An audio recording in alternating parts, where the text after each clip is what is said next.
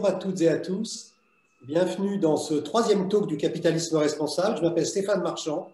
Je suis délégué général de l'Institut. Chaque mois, avec Caroline Delamarnière, nous vous proposons d'échanger pendant 60 courtes minutes avec un acteur du capitalisme pour cerner mieux ce qu'est la responsabilité, les formes qu'elle prend, les difficultés qu'elle rencontre, ce qu'il reste à inventer. L'Institut en est intimement convaincu. Il est essentiel de faire savoir au plus grand nombre à quel point l'entreprise et les investisseurs peuvent changer le monde par leur comportement. Le capitalisme qui sait où il va est une force invincible, nous en sommes absolument persuadés. Nos intervenants seront des dirigeants opérationnels, des financiers ou des experts. À chaque fois, nous aborderons la responsabilité sous un angle particulier. Comment la formuler? Comment la mesurer? Comment la récompenser? Les échanges seront libres. Vous pourrez à tout instant partager vos remarques et poser vos questions. Aujourd'hui, nous allons tenter de répondre à une question très importante. La responsabilité est-elle rentable? Et nous avons la chance d'accueillir Antoine Cyr, directeur de l'engagement d'entreprise pour le groupe BNP Paribas. Son titre en dit long. Nous l'avons choisi parce que son rôle est essentiel dans la définition, la diffusion et la mesure de la responsabilité. Je laisse Caroline Delamarnière vous le présenter. Caroline. Merci beaucoup Stéphane pour cette introduction. Alors en deux mots, Stéphane, toi tu as construit ta carrière en ta qualité de directeur de la communication de très grandes entités à l'Association française des banques, puis chez BNP Paribas, où tu as piloté la construction de la marque issue de la fusion BNP Paribas et BNP Paribas. Tu as contribué à son internationalisation, à l'élargissement de ses engagements sociétaux.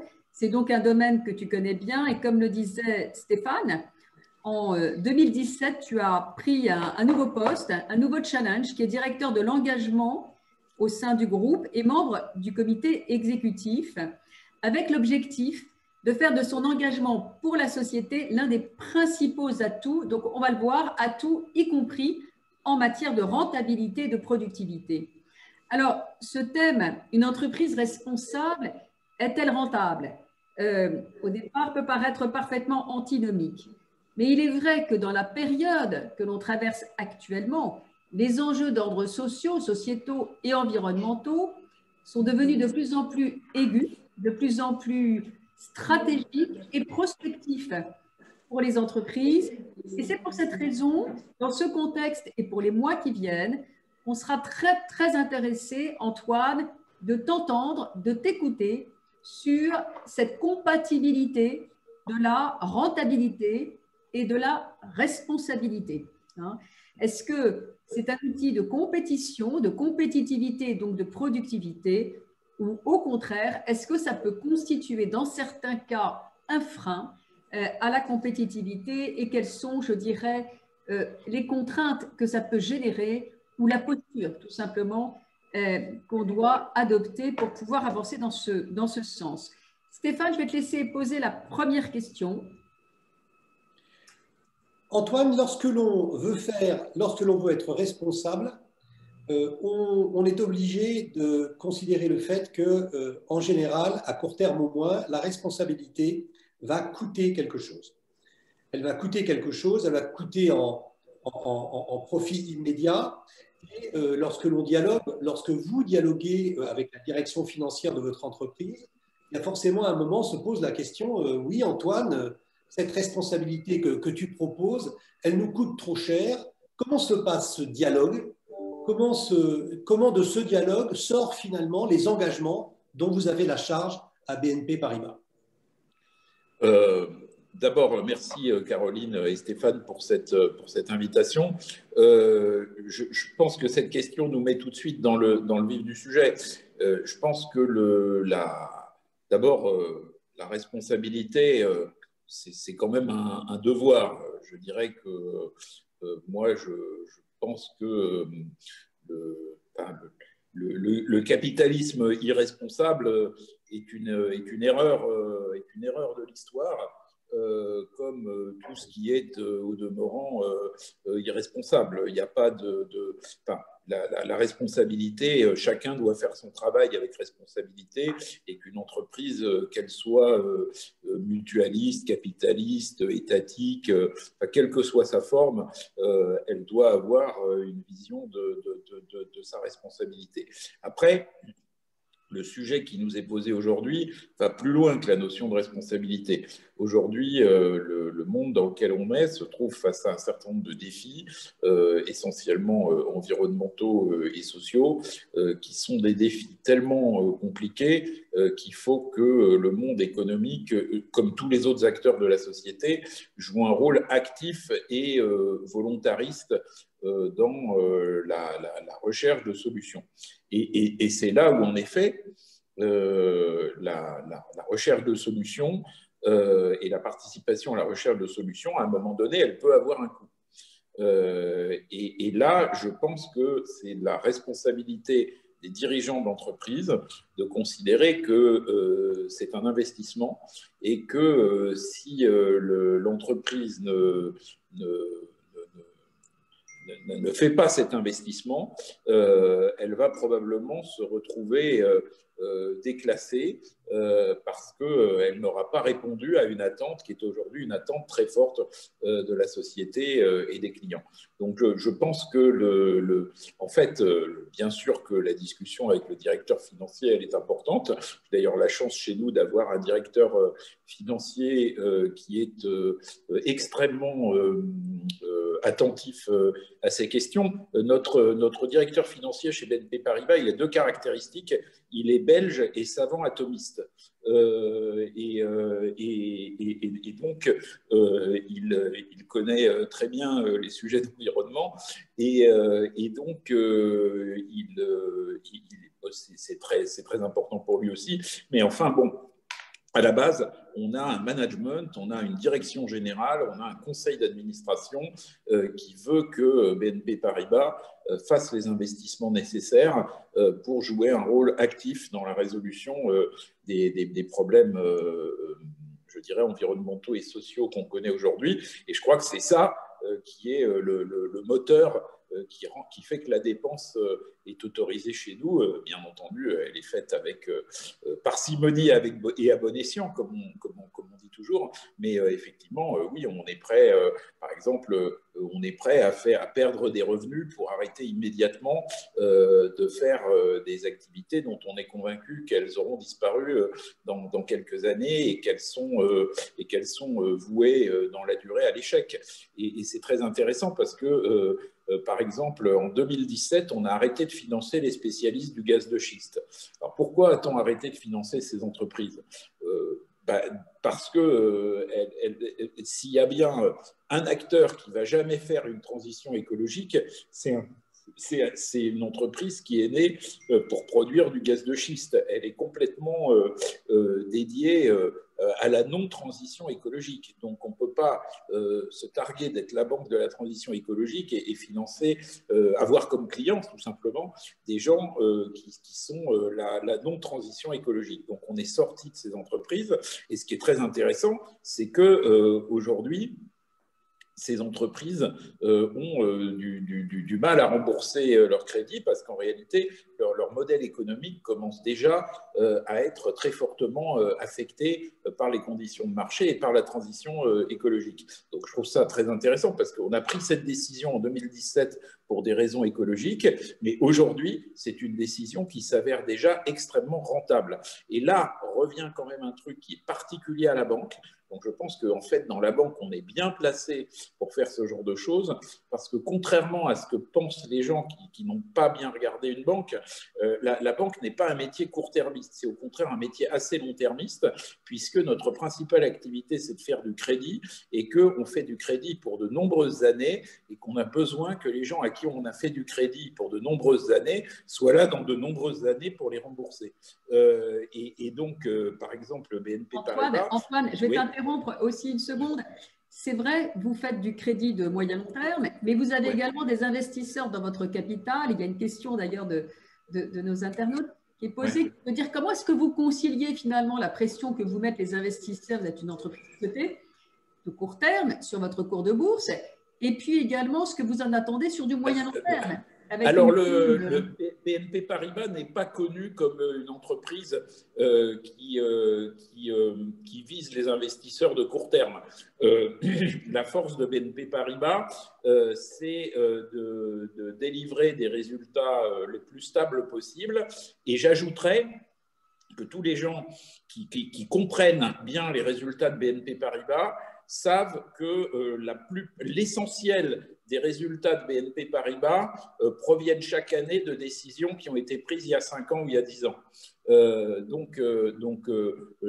Par exemple, là, le trimestre qui vient d'arriver, là, on a des résultats qui sont assez bons. Si vous regardez les résultats de près, on voit bien qu'effectivement, il y a une part de ces résultats qui vient de notre capacité d'adaptation à la crise, mais une très grande partie de cette capacité d'adaptation s'explique à la fois sur le plan financier et sur le plan du dispositif par des décisions qui ont été prises il y a 5 ans, il y a 6 ans, il y a 7 ans.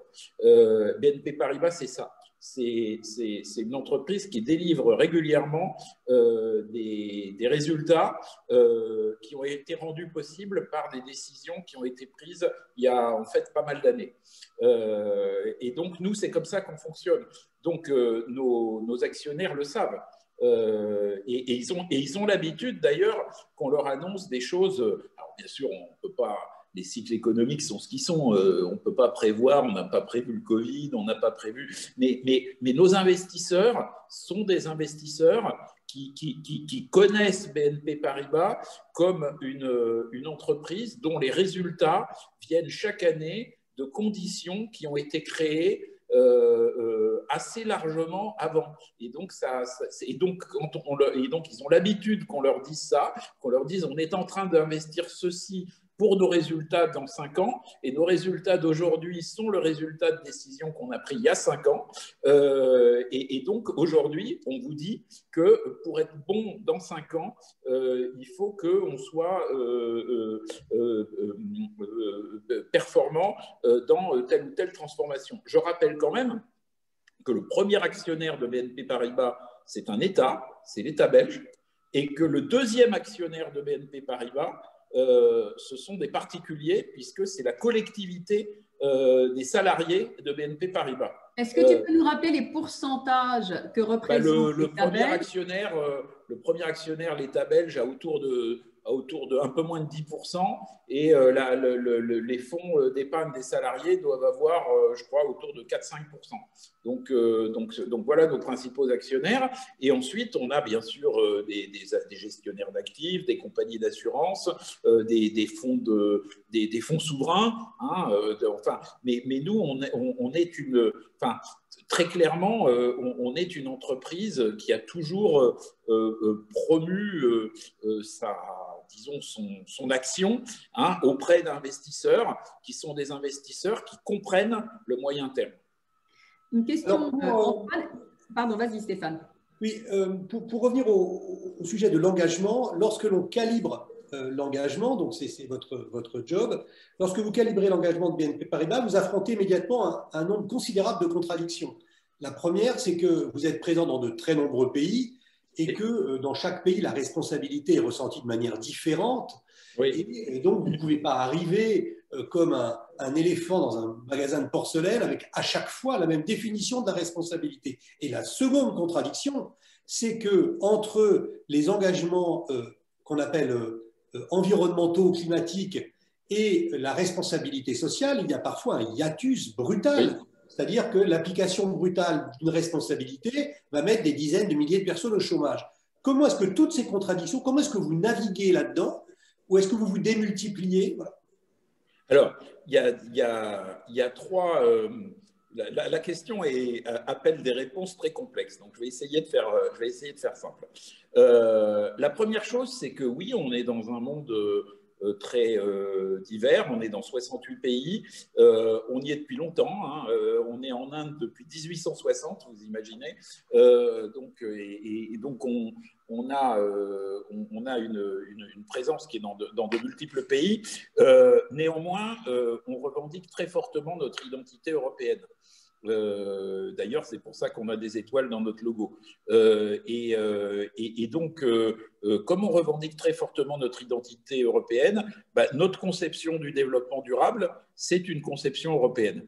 Et donc, on n'a aucun complexe à revendiquer, y compris aux États-Unis, le fait qu'on a une approche qui est ancrée dans nos racines européennes. Alors, il se trouve qu'en plus, aux États-Unis, on est plutôt présent à New York et en Californie, qui sont des États où la vision européenne, la vision locale de la RSE est la plus proche historiquement de la vision européenne, donc ça tombe bien.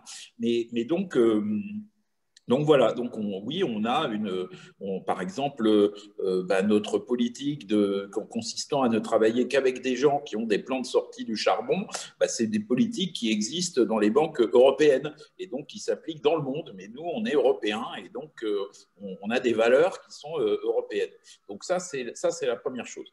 La deuxième chose, c'est que par contre, on pense quand même que la banque est un métier multilocal et que donc, pour bien faire de la banque, il faut parler la langue des pays dans lesquels on travaille. Donc, on n'est pas, bien sûr, on travaille pas mal en anglais, on fait beaucoup de réunions en anglais, mais chaque fois qu'on peut avoir des communications dans nos langues locales, on les privilégie. On essaye le plus possible dans les dirigeants de BNP Paribas d'être tous capables de parler beaucoup de langues et pas seulement l'anglais. Et donc, ceci fait que, tout en ayant notre style et nos valeurs, on essaye de les présenter d'une façon qui soit empathique dans les endroits avec lesquels on est. Et en effet, par exemple, je parlais de la politique charbon, les deadlines, on demande à tout le monde une politique de sortie du charbon, mais la deadline de sortie du charbon ne va pas tout à fait être la même dans un pays de l'OCDE et dans un pays émergent qui n'a pas tout à fait les mêmes problèmes. Donc on en tient compte. Et ceci amène à la troisième partie de la question. Donc oui, il peut y avoir des différences, il peut y avoir des conséquences en matière d'emploi et en matière sociale, donc on essaye de les traiter aussi, hein, et là je peux donner deux exemples. Le premier exemple, c'est ce qu'on a fait pendant la crise du Covid. Donc, pendant la crise du Covid, comme BNP Paribas est la première banque européenne des entreprises, forcément c'est la banque qui a soutenu le plus l'économie européenne, et rien que sur la première année du Covid, on a injecté 400 milliards d'euros dans l'économie européenne pendant cette période-là. Donc, c'est tout à fait considérable. Et donc, la question se pose de savoir, on a beaucoup d'entreprises qui sont soumises à des chocs de liquidité, qui ont besoin des chocs de demande, qui entraînent des besoins de liquidité. Quel secteur on va aider? Est-ce qu'on va aider tous les secteurs? Est-ce qu'on va aider certains secteurs? Bon, la réponse qu'on a faite, ça a été d'aider évidemment les secteurs, mais plus le secteur était polluant et plus il pouvait y avoir une sélectivité. Et par exemple, pendant cette période-là, on a augmenté nos crédits à tous les secteurs de l'économie, la culture, le tourisme, l'agroalimentaire, etc. Et on l'a fait aussi pour le secteur de l'énergie, y compris les compagnies pétrolières. Mais par exemple, les compagnies pétrolières, on n'a augmenté que de 4%, alors que pour le reste de l'économie, on a augmenté de 6,5%. Donc, c'est que les compagnies pétrolières, on a été plus sélectifs et on a soutenu les compagnies pétrolières qui avaient des engagements, et en majorité, on a soutenu les compagnies pétrolières qui avaient des engagements net zéro 2050 ou qui commençaient vraiment à prendre en compte cette dimension de transition écologique. Mais là aussi, on a quand même adapté les choses, c'est-à-dire qu'on a été assez systématique sur ce sujet en Europe, dans des pays non européens où les enjeux ne sont pas tout à fait les mêmes, les échéances pas tout à fait les mêmes. On a une approche un petit peu différente. D'accord. Merci pour ce retour, Stéphane. Antoine, on a deux questions nouvelles qui sont arrivées.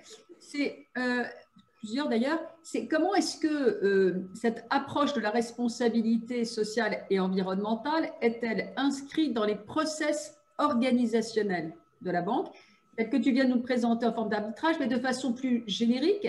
Est-ce que c'est lié, par exemple, à des conditions d'octroi de prêts, ou choses comme ça, hein, de là. Oui. Première chose, est-ce que vous utilisez un référentiel pour pouvoir vous évaluer ou vous auto-évaluer? Et puis, enfin, comment est-ce que vous accompagnez vos clients à percevoir, peut-être les PME et TPE, à percevoir ces enjeux sociaux et environnementaux non plus encore comme une contrainte, mais beaucoup plus comme des opportunités de développement, d'innovation et de nouveaux business? Alors, effectivement, donc l'insertion du sujet dans les processus opérationnels de l'entreprise, c'est ma principale mission et c'est le plus long chemin sur lequel on est. Donc, je dirais que ça commence par une insertion partielle et ça se termine par un chemin d'insertion généralisée. Donc, insertion partielle, parce qu'au début, qu'est-ce qu'on fait? Par exemple, prenons les sujets environnementaux. Bon, ben, sur les sujets environnementaux, on va commencer au début par avoir des politiques dans les secteurs qui sont les plus sensibles. Je parlais tout à l'heure de l'encadrement de la production d'électricité par le charbon. Ben là, on a une politique que vous trouvez d'ailleurs sur Internet et qui définit exactement le process selon lequel on va examiner des clients dans ce sujet et les critères qui vont faire qu'on va accepter ou pas d'avoir un client dans le secteur de la production d'électricité et bien sûr l'essentiel des critères vont être liés à l'utilisation ou non de charbon ou à le plan ou à l'existence d'un plan de sortie du charbon. Donc ça, c'est un exemple. On a des politiques, on en a pour l'agriculture, on en a pour la pâte à papier, on en a pour bien sûr pour les hydrocarbures non conventionnels. Enfin, on a un certain nombre de politiques qui définissent ce qu'on est prêt à faire et à ne pas faire. Donc c'est très bien intégré dans nos processus opérationnels, mais vous voyez que c'est partiel puisque ça concerne une partie de nos clients seulement. Après, on a un certain nombre de sujets qui sont des sujets qui concernent tous les clients. Par exemple, ce qu'on appelle tout ce qui est lié au devoir de vigilance et au fait de vérifier que les entreprises avec lesquelles on travaille ont des règles sociales qui sont des règles sociales acceptables de notre point de vue. Ça, c'est quelque chose qui s'applique à l'ensemble des clients. Mais vous voyez que c'est encore un peu fragmentaire. Et donc, à un moment, on se dit, il faut qu'on crée une vraie solution de continuité qui va s'appliquer à tous les clients, qui va s'appliquer à tout ce qu'on fait. Et donc ça, il faut le mettre en place. Et donc, on a depuis maintenant 1 an et demi chez BNP Paribas un projet qui s'appelle l'ESG Action Plan, qui est un projet co-sponsorisé par le directeur des risques et par moi-même, dans le cadre d'un chantier qui est personnellement dirigé par notre directeur général, qui anime une réunion de 2 heures à peu près toutes les 3 semaines pour évaluer l'avancement de chacun des chantiers. Et donc là, c'est un chantier qui est destiné avec tout le monde, avec les gens de l'informatique, avec les gens du juridique, avec les gens évidemment de toutes les entités commerciales, à insérer des outils d'évaluation, de mesure, des critères et des outils dans toute l'entreprise. Et donc, cet ESG Action Plan, il a un certain nombre de volets. Le premier volet, c'est effectivement celui de définir quels sont les standards et quels sont les reportings. Donc, qu'est-ce que l'entreprise, évidemment en liaison avec tous les textes européens et autres qui sortent, mais qu'est-ce que l'entreprise considère comme un crédit vert, quelle est un peu notre taxonomie interne qui nous permet de définir ce qui est vert, ce qui ne l'est pas, ce qui est social, ce qui ne l'est pas, enfin, tout notre dictionnaire interne de la finance durable. Ensuite, on a un deuxième grand groupe de travail, enfin groupe de travaux plutôt, parce que ça se diffuse dans toute l'entreprise, qui concerne l'évaluation individuel de chaque dossier, c'est-à-dire comment on va introduire dans chaque dossier, pour l'instant d'entreprise, mais demain aussi de particuliers, des critères environnementaux et sociaux. Donc pour l'instant, je vous dis ce qu'on est de façon transparente, ce qu'on est en train de faire par exemple, pour les 700 plus grandes entreprises de BNP Paribas. Donc pour les 700 plus grandes entreprises de BNP, clientes de BNP Paribas, on est en train d'ajouter à la note financière qui est notre critère habituel pour octroyer un crédit, on est en train d'ajouter 5 notes environnementales et sociales qui ne peuvent pas se compenser l'une l'autre et qui concernent 5 sujets qui sont premièrement le climat, deuxièmement la biodiversité, troisièmement la partie droits sociaux, droits du travail, des droits humains, quatrièmement, la partie droit des communautés et le respect des communautés, du milieu local, de la façon dont une entreprise va comment dire, avoir une emprise et un impact sur les populations locales. Et puis, le cinquième point, c'est l'éthique des affaires. Donc, parmi nos 700 plus grands clients, tous vont être notés selon ces critères. Ça, c'est vraiment en train d'être mis en place. Ensuite, ça va s'étendre à des entreprises plus petites. Alors, au passage, pour répondre à une des questions, je pense que ce qui est extrêmement important, c'est les disclosures. C'est ce que les entreprises sont obligées de mesurer et de révéler.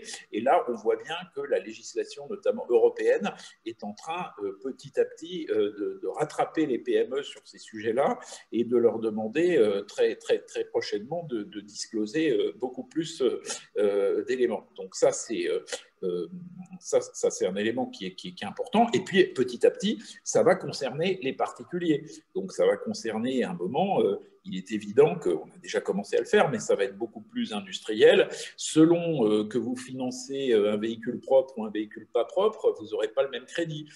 Selon que vous acquérez un logement en cherchant à faire de l'efficacité énergétique ou pas, vous n'aurez pas le même crédit. Et en même temps, comme il ne faut pas non plus que tout ça crée des inégalités sociales, parce que c'est un sujet qu'on regarde d'assez près, il faudra qu'on trouve des dispositifs qui permettent d'amortir ça. Donc ça, c'est la deuxième chose, c'est l'examen individuel des dossiers. Après, on a un troisième grand groupe de travaux qui sont les travaux de pilotage du portefeuille. C'est-à-dire que jusqu'à présent, une banque pilote son portefeuille de crédit en cherchant à avoir des ressources à court terme, des ressources à long terme, des emplois à court terme, des emplois à long terme. Il y a une espèce de balance, ça s'appelle la gestion actif-passif, qui est faite et qui permet justement à la banque de prêter dans des conditions qui n'obèrent pas son avenir et qui garantissent sa rentabilité sur une période généralement assez longue.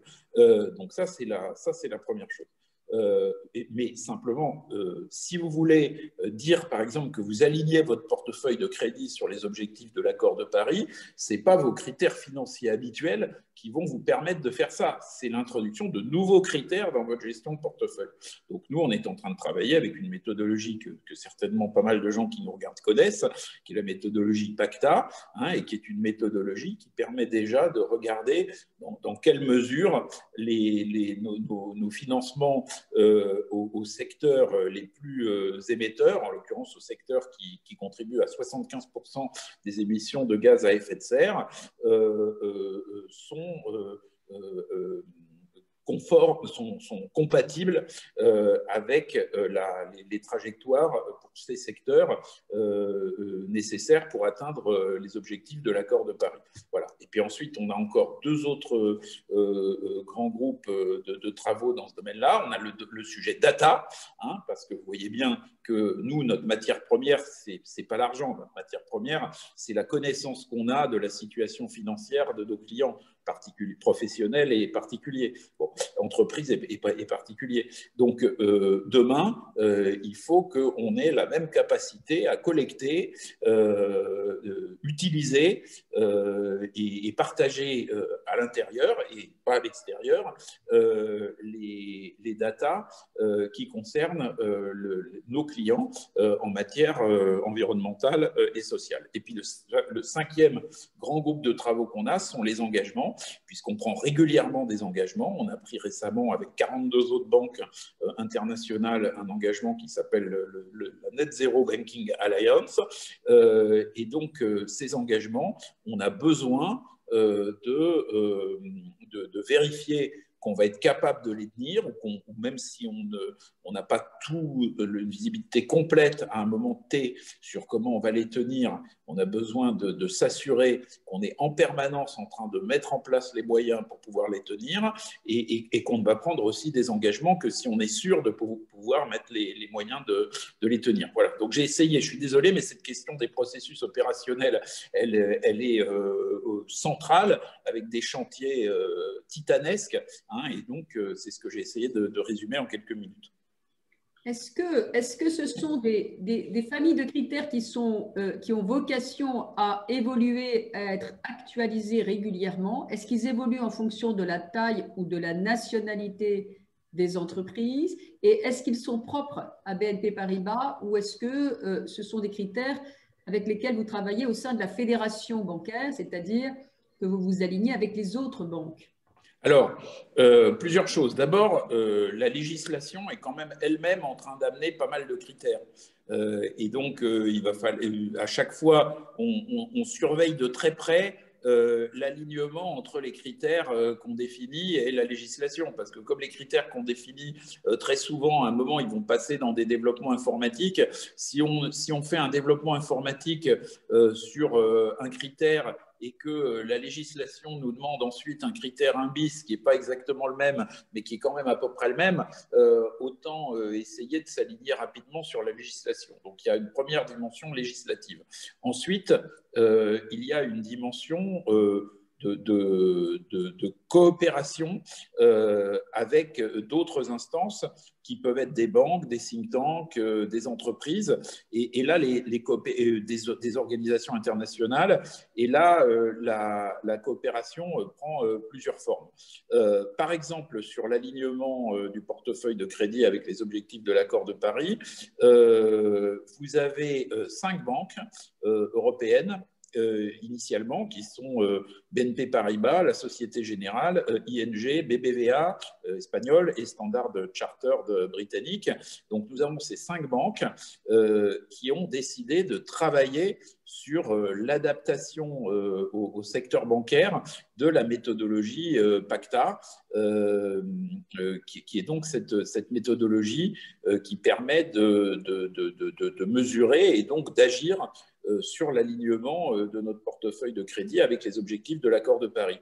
Ensuite, voyant que les travaux des 5 banques en question étaient assez avancés, il y a 17 banques internationales qui ont officiellement décidé de tester la méthodologie PACTA, et depuis, elle est devenue une sorte de standard assez largement utilisé par pas mal de banques. HSBC a récemment annoncé qu'il utilisait PACTA, Citigroup aussi, et puis certaines banques comme JP Morgan, par exemple, on dit qu'ils développaient une méthodologie propriétaire, mais en réalité, quand on regarde ce qu'ils disent de leur méthodologie, elle ne nous paraît pas fondamentalement différente. Et donc, ce qui est intéressant dans ce cas-là, c'est que comme c'est une méthodologie qui nous aide à dialoguer avec les clients, puisqu'on va d'une certaine manière utiliser cette méthodologie pour dire à nos clients ce qui, de notre point de vue, manque pour qu'on puisse continuer à travailler avec eux et rester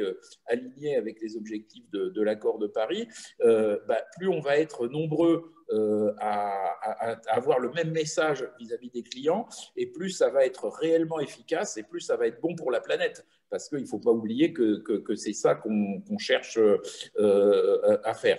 Alors, dans d'autres cas, il y a des coalitions encore plus larges que des coalitions de banques qui existent. Par exemple, moi, je co-préside le groupe préparatoire d'une initiative qui s'appelle la TNFD, Task Force for Nature-Based Disclosures, qui est une initiative à l'origine qui vient d'une étude qui avait été faite à l'origine par AXA et par le WWF. Ensuite, cette initiative a été poussée par le gouvernement français et par le gouvernement britannique. Et actuellement, il y a un groupe qui la prépare, qui regroupe à la fois des banques, des entreprises, des organismes, des think tanks ou des organisations plus ou moins proches d'État. Et donc, l'objectif, c'est qu'on crée des standards de disclosure pour la biodiversité, hein, puisque sur le climat, c'est relativement facile. Hein, on cherche à mesurer les émissions de gaz à effet de serre et la trajectoire d'émissions de gaz à effet de serre sur laquelle se situent les acteurs. Sur la partie biodiversité, il y a une multiplicité de pressions sur la biodiversité et une multiplicité d'indices. Et donc, il faut qu'il y ait un organisme qui définisse des priorités et des règles. Et donc, c'est ce qu'on essaye de faire à travers la TNFD. Et donc, vous voyez bien que ça répond aussi en partie à la question. On est très, comment dire, on va être très beaucoup plus collaboratif et collectif sur ces sujets qu'on ne l'est sur d'autres sujets. C'est un sujet sur lequel il y a quand même beaucoup un référentiel et une base commune à poser qui sont collaboratifs, même si ensuite, dans les produits, ça devient un sujet de concurrence. Merci Antoine. Caroline, si tu me permets, j'ai envie de poser une question. La question du jour, c'est est-ce que la responsabilité, c'est rentable? J'ai envie de poser la question à l'envers. Est-ce que, à partir, au-dessus d'un certain niveau de profit, est-ce qu'on est clairement dans l'irresponsabilité? Est-ce qu'au-dessus d'un certain niveau de salaire, est-ce qu'on est forcément dans l'irresponsabilité? Oui, non. Est-ce que c'est une bonne question? Honnêtement, oui, je pense que, enfin, je pense que les régulateurs, par exemple, nous, on est dans un secteur qui est le secteur bancaire, une partie assez importante de la rentabilité des banques leur sert à renforcer leur structure financière. Hein, et donc, la question qu'on regarde, c'est de voir si le taux de distribution du bénéfice est un taux de distribution plus élevé ou moins élevé que la moyenne. Donc ça, c'est un sujet. Après, oui, enfin, il faut regarder comment sont faites les marges des entreprises. Les rémunérations, je pense qu'effectivement, il y a eu déjà pas mal de travail d'encadrement des rémunérations. On essaye de regarder comment se situe l'écart entre la rémunération la plus élevée et la rémunération la moins élevée à l'intérieur d'une entreprise. Je sais que, par exemple, chez BNP Paribas, on essaye plutôt, par rapport à notre secteur d'activité, de se retrouver dans le segment, je dirais, dans un écart qui n'est pas en décalage avec les standards de notre marché, mais qui est quand même plus faible que beaucoup d'acteurs du marché. Hein. C'est pour ça qu'on a on a par exemple des patrons qui sont assez bien payés, mais qui, je crois, ne sont pas dans les 10 patrons de banque les plus payés en Europe, alors qu'on est pourtant la plus grande banque en Europe. Mais ça n'empêche pas qu'ils ont quand même un salaire de patron de banque. Bon, donc il y a des standards de marché, et je pense que en effet, ça fait partie de la responsabilité d'essayer de se positionner avec modération à l'intérieur de ces standards de marché. Merci beaucoup. Caroline, il y a une question très intéressante qui vient de s'inscrire en bas du chat. Moi, je voulais juste poser une question quand même dans la droite ligne de ce que tu viens de dire. On viendra au chat peut-être juste après. Quel serait, Antoine, si on prend le sujet également à l'envers, pour BNP Paribas, quelle serait l'injonction paradoxale la plus difficile à résoudre dans ce rapport responsabilité et rentabilité? Qu'est-ce qui est pour vous le plus complexe, le plus difficile, l'obstacle le plus important de concilier ces deux? Où est-ce qu'il se situe? Est-ce que c'est plutôt dans la sphère environnementale, dans la sphère sociale? dans la sphère. La principale difficulté, c'est qu'on fait un chantier de transformation et qu'une transformation, ça peut réussir et ça peut rater. C'est-à-dire qu'une bonne transformation est une transformation qui va servir de catalyseur à un renforcement de l'entreprise, c'est-à-dire que l'entreprise va en sortir mieux organisée, plus rigoureuse, plus efficace avec ses clients, probablement plus rentable, parce que si elle est mieux organisée, plus efficace et qu'elle a plus de clients, il y a des chances raisonnables pour qu'elle soit plus rentable. Donc, une transformation réussie va générer plus d'efficacité, mais d'efficacité intelligente, pas d'efficacité inhumaine et je dirais un peu bébête. Quand une transformation est réussie, qu'elle est faite de façon bien organisée, harmonieuse pour les personnes, utile pour les clients, responsable vis-à-vis de la société, bon, bah, c'est une transformation réussie et donc c'est positif. Simplement, comme quand vous faites une transformation, vous remettez quand même en cause pas mal de choses qui ont pas mal de pratiques, d'habitudes, vous remettez pas mal de compteurs à zéro, du coup, cette transformation peut être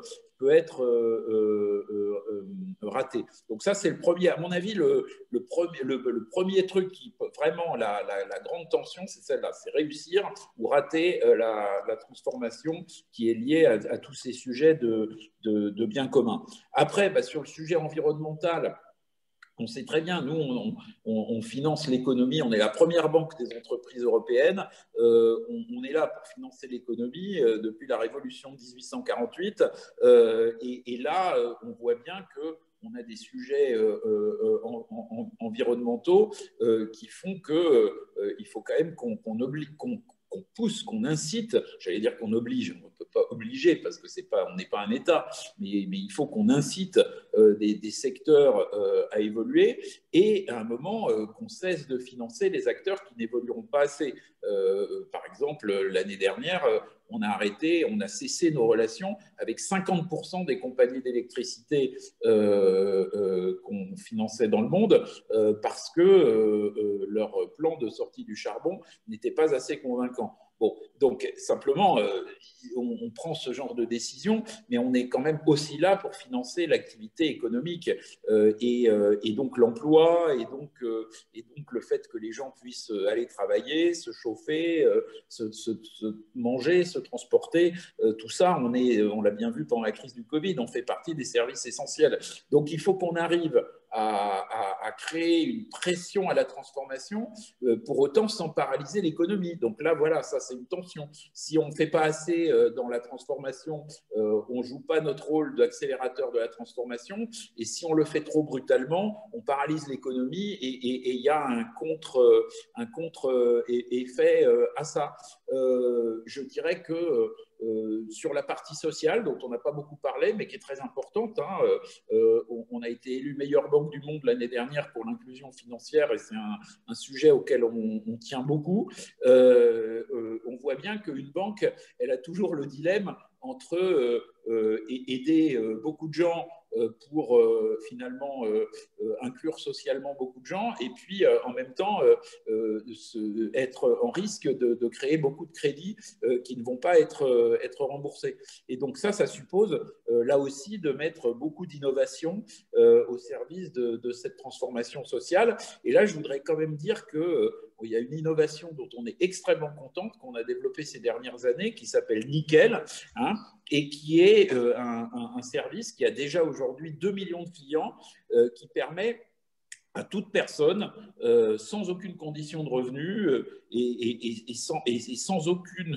sans avoir à référer de quelque historique bancaire que ce soit, de disposer de moyens de paiement et de pouvoir avoir un compte bancaire. Et donc Nickel permet ça parce que avec Nickel, vous avez à tout moment les moyens de paiement et votre compte bancaire, personne ne peut vous les enlever, mais en revanche, vous n'avez jamais la possibilité d'être à découvert.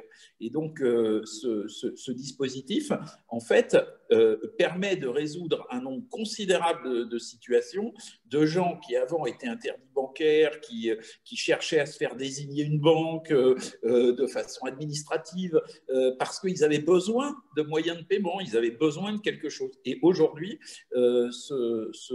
cette start-up Nickel, mais qu'on a acheté très tôt parce qu'on avait cette volonté d'acquérir des start-up qui travaillaient dans le domaine de l'inclusion financière, cette solution Nickel, elle a un impact social qui est extrêmement important. Elle traite un problème que la France avait essayé de traiter par des moyens législatifs sans que ce soit d'une formidable efficacité pendant des décennies. Et là, elle apporte une vraie solution qui est plébiscitée par les clients concernés. Merci beaucoup. On a beaucoup de questions là, donc on n'aura pas le temps de toutes les passer, mais il y en a une qui me paraît très intéressante, c'est quelle est dans la pratique, votre attitude lorsque vous prêtez à un client sur la base de ce que vous venez de nous décrire, donc des exigences assez fermes, et puis que tout d'un coup, le client dévie de ses exigences, dévie de ses promesses, pour des raisons soit maléfiques, soit parce qu'il est en difficulté. Qu'est-ce que vous faites? Vous retirez le crédit, vous le chassez, vous le punissez, vous l'accompagnez? Quel est le... Alors là, je dirais qu'il y a des cas différents. D'abord, nous, il y a un moment qui est très important, qui est la décision de l'octroi du crédit. Donc, ce qui peut se passer, c'est qu'un client qui remplissait nos critères pour qu'on lui octroie un crédit en 2019, en 2020, il ne remplit plus ses critères parce que les critères ont changé ou parce que lui a changé. Les deux cas sont possibles. Et donc, dans les deux cas, en 2019, on lui a fait un crédit et en 2020, on ne lui fait plus de crédit. Il faut savoir que des crédits une entreprise assez importante, on lui fait des crédits tout le temps. Elle a des lignes de crédit qui ressemblent à des crédits revolving, donc ceux-là peuvent s'arrêter sous certaines conditions. Elle a des crédits qui ressemblent plus à des crédits d'équipement, donc ceux-là sont donnés pendant un certain nombre d'années. Donc après, évidemment que si à un moment donné, une entreprise se comporte de manière illégale, là, c'est une rupture du contrat, c'est autre chose. Mais si je vous ai fait un crédit en 2019 et que vous étiez conforme à mes critères de 2019, ça va être extrêmement difficile pour moi, en tant que vous ne faites rien d'illégal, de vous dire en 2022 que je mets un terme à ce crédit et que je vous demande de le rembourser immédiatement. Mais en fait, la relation, elle va se passer différemment. C'est que comme vous êtes une entreprise, vous avez besoin en permanence de crédits. Vous avez certains crédits qui sont faits de telle manière qu'ils peuvent être arrêtés à tout moment. Et donc, c'est sur ces crédits-là et sur le flux de nouveaux crédits que va jouer notre politique. Par exemple, quand on a arrêté de financer les spécialistes du gaz de schiste, on n'a pas immédiatement arrêté les crédits en cours. Et donc, l'encours total de nos crédits à ces spécialistes, il lui a fallu à peu près 4-5 ans pour passer de 4 milliards d'euros à zéro. Et aujourd'hui, il est à zéro. Mais ça ne fait pas très longtemps qu'il est à zéro. Il y a une autre question, Antoine, qui revient à propos de l'intelligence artificielle. Est-ce qu'on ne peut pas imaginer que l'ADN des banques va peu ou prou se structurer, se réguler autour de la montée en puissance de l'intelligence artificielle? On parlait de process tout à l'heure. Est-ce que les banques, finalement, pourraient être tout simplement co-gérées et pour une grande part par l'intelligence artificielle? Et dans cette perspective, est-ce que la responsabilité au sens large, social, sociétal, environnemental, est-ce que c'est compatible avec cette co-gestion numérique, digitale, qui peut avoir quelquefois des comportements peut-être un peu caricaturaux et qui ne sont pas, comme tu l'évoques, dans la nuance, l'accompagnement, etc. Est-ce que c'est... Alors, donc ça, c'est un sujet qui est extrêmement important. Alors, je dirais que d'abord, on ne va pas co-gérer avec l'intelligence artificielle. On va faire de l'intelligence artificielle, on est en train de faire de l'intelligence artificielle un outil pour nous aider à gérer mieux pour nos clients. Parce que nous, on est là pour rendre service aux clients. Et si on fait des bénéfices, c'est parce que les clients sont à court nombreux et sont contents d'être client de BNP Paribas. Et notamment, on est devenu au fil des ans la première banque européenne des entreprises. C'est une position qu'on est vraiment allé chercher à la force du biceps. Si on est première banque européenne des entreprises, c'est parce qu'on a plus de clients entreprises en Europe que n'importe quelle autre banque. Donc l'intelligence artificielle, elle a comme vocation, par exemple sur les entreprises, à nous aider à rendre un meilleur service aux entreprises. Alors ensuite, il y a plusieurs sujets.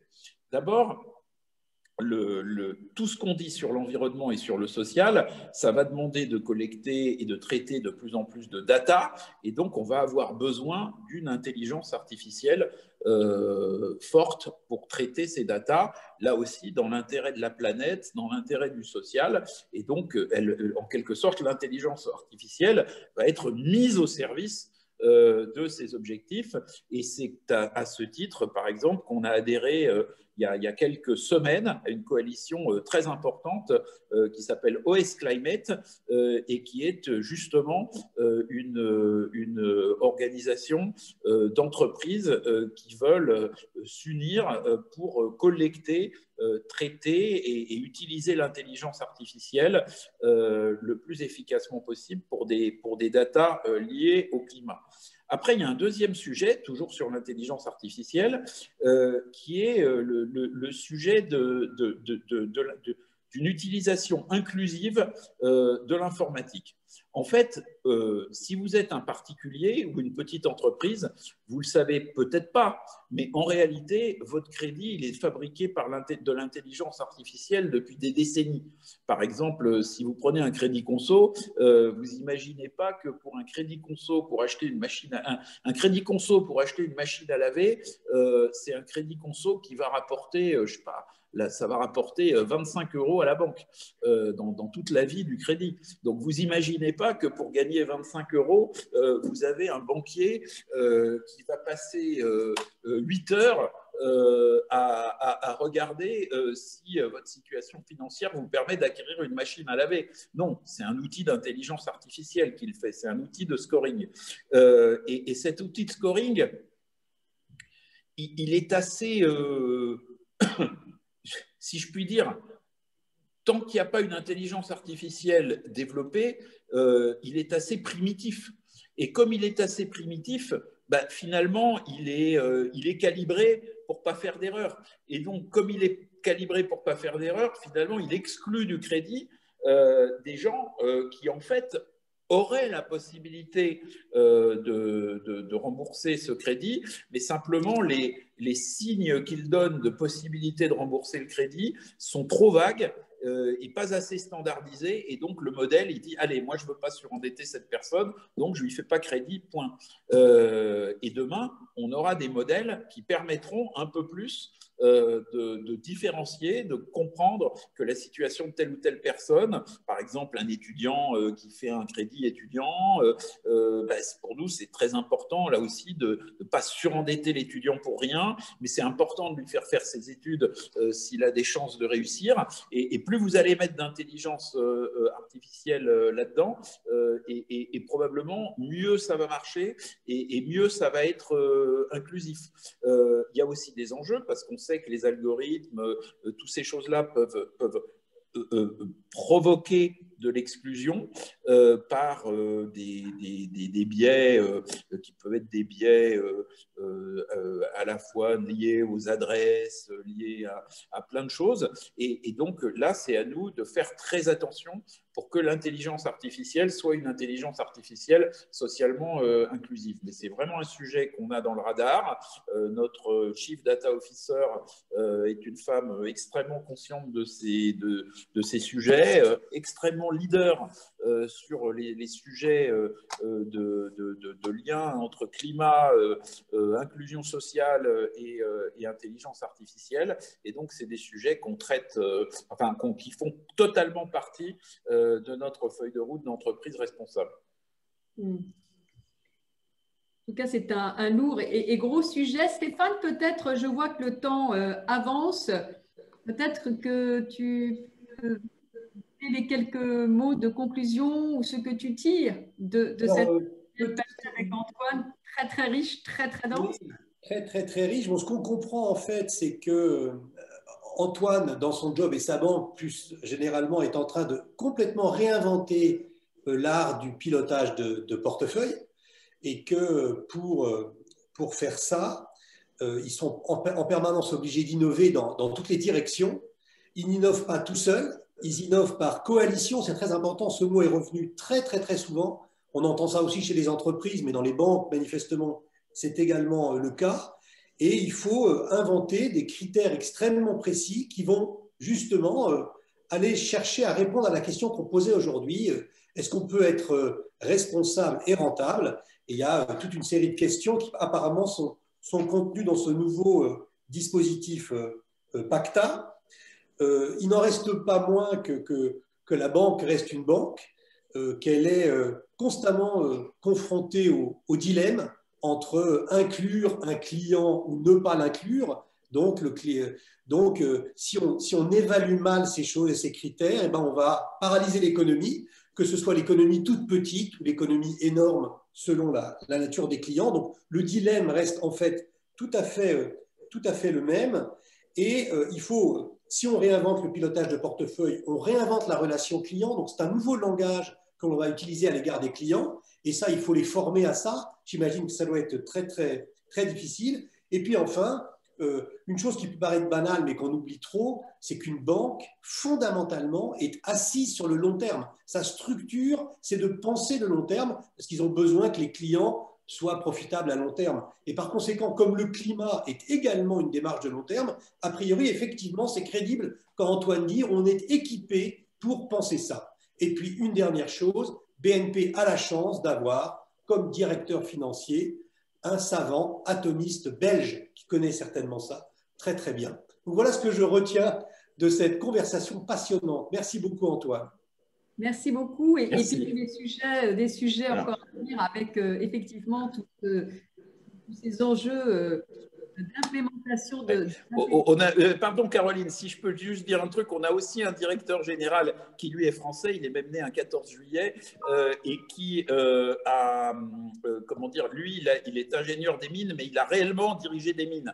Donc les sujets d'environnement et de climat et de lien entre la technologie et le climat, c'est des sujets qu'il vit de façon extrêmement forte et d'ailleurs la décision notamment de sortir des spécialistes du gaz de schiste qui reste l'une des décisions environnementales prises par une grande banque mondiale les plus avancées et malheureusement pas encore rejointe par beaucoup de banques sur ce critère-là. C'est une décision qu'il a vraiment lui-même impulsée parce qu'il connaît l'impact géologique de l'extraction des hydrocarbures non conventionnels. Et donc, il a des convictions qui sont ancrées dans la technique et dans la science sur ce sujet-là.